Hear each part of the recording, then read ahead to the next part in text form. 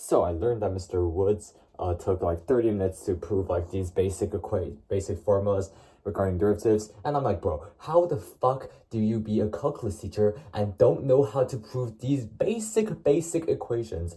And you have to Google stuff up, blah blah blah. So anyways, I'm gonna do it in like 5 minutes just because like I'm better. So basically, what we're gonna start with is we're gonna prove the product rule, and what we're gonna do is we're gonna start by the limit definition. So of course we're looking at fg prime, right? So using the limit definition, that is of course limit as h approaches 0, f x plus h times g x plus h minus f x g x over h. Cool, because that's of course the limit definition, and that's how we're using f and g on the top. So a really cool thing we can do here is we can we're gonna add a factor like fx plus h g x here. So what this, and then we're going to subtract it. We're going to add it and subtract it. And the reason we do this will be very apparent later. So here we are. We're going to do fx plus h, gx plus h, plus, actually, let's do the minus here. Minus fx plus h, gx, minus fx gx, plus fx plus h, gx. All that over h. And notice how this and this are going to cancel since we minus and add the same thing.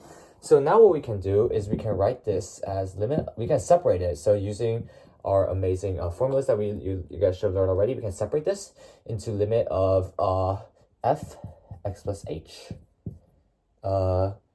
g x plus h, minus f x plus h, g x, h, plus lim h to 0, fx plus h, gx minus fx gx. So notice how I am going to, notice how I'm moving this to the left side just to make it a little bit simpler. So, nice. So what now? So notice how we can factor out x plus h here. So let's do that, shall we? So what I'm simply going to do is I'm going to write this as limit h to 0, fx plus h, gx plus h minus gx over h, plus limit of h to 0, gx, we're doing the same thing here, fx plus h minus fx over h.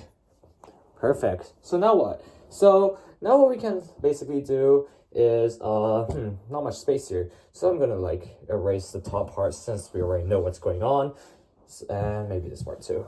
So what we can do here is we can actually split up this product like so. So you can write it as lim fx as h, this is equal to fgx, by the way, just so we're not losing track, times lim h to 0, gx plus h minus gx over h, plus limit h to 0, gx times lim h to 0, fx, oh dear lord, minus fx over h. So you're going to have to like, pretend this here because I ran out of space.